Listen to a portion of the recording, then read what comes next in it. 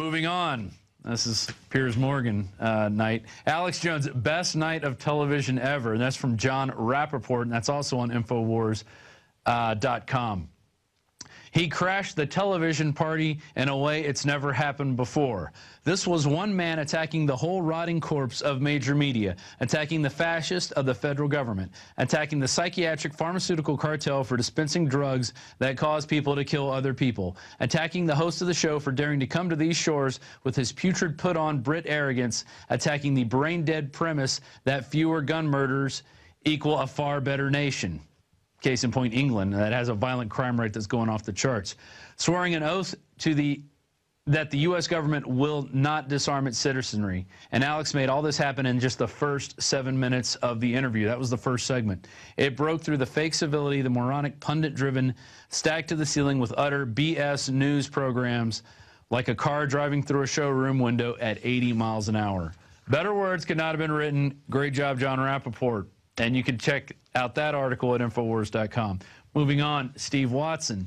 Deluded Piers Morgan compares himself to John Lennon. He's running around licking his wounds today, how he's playing a victim, like he never talks over anybody, or he never steps on people or calls them names. And Alex didn't even call him a name except for a red coat. And I think he called him a Jolly Roger at one point, or said, put on your Jolly Roger uniform. A lot of people like that, like calling him a pirate. That's what he is.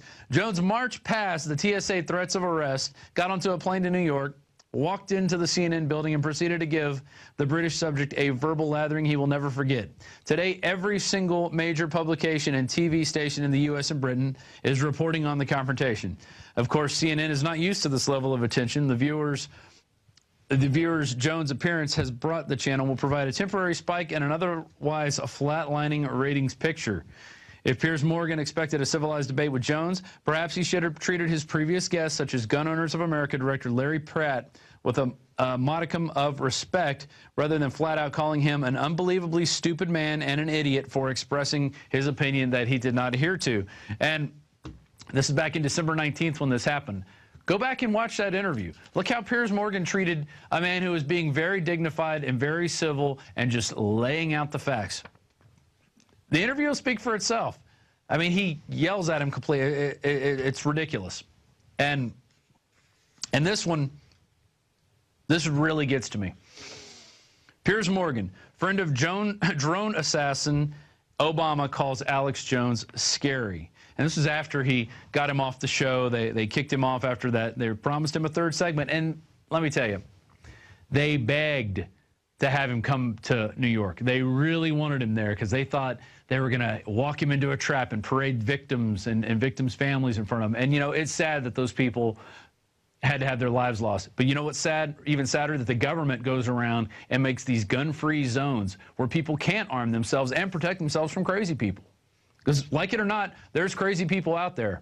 And the solution that the pharmaceutical drug industrial complex has come up with is drug people, drug people, drug people, and not really treat the person. So what happens? People flip out.